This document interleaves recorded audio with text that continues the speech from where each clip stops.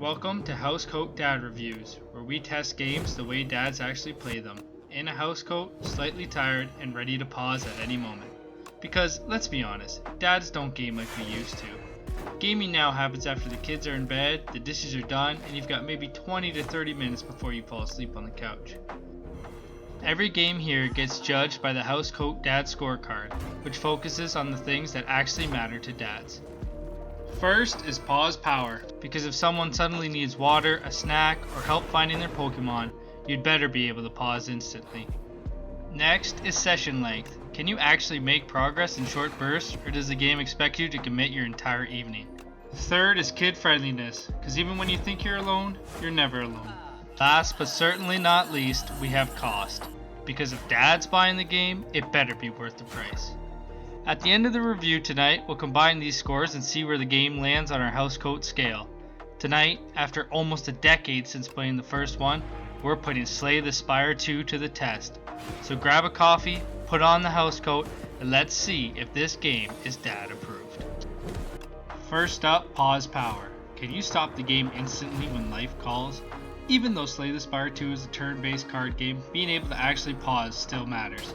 You never know when the baby's going to start leaking through a diaper and you need to drop the controller immediately. You can pause the game pretty much any time, which is great.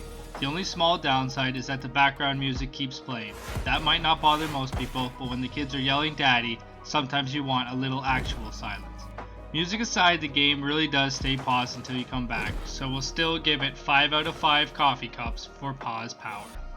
Our second factor is session length. A full run of Slay the Spire usually takes around 45 minutes to an hour to finish all 3 acts, which is pretty manageable. You can also quit and resume at almost any point, picking up right at the encounter where you left off. The only small drawback is the battles reset when you return, so you might lose a bit of progress if you had to step away mid-fight.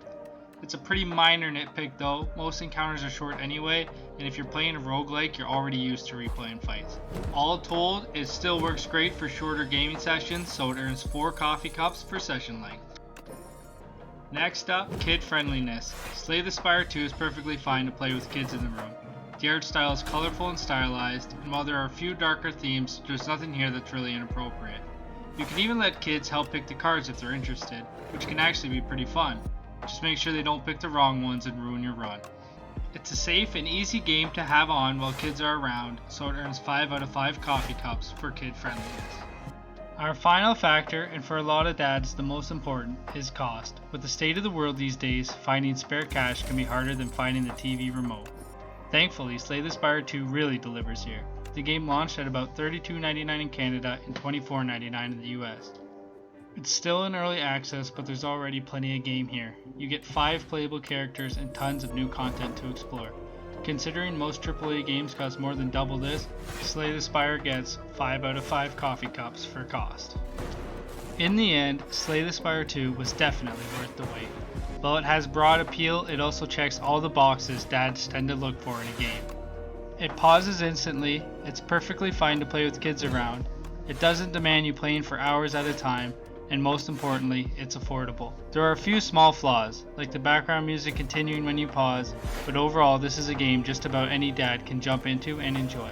After more than a decade, it may not be perfect, but it's very close.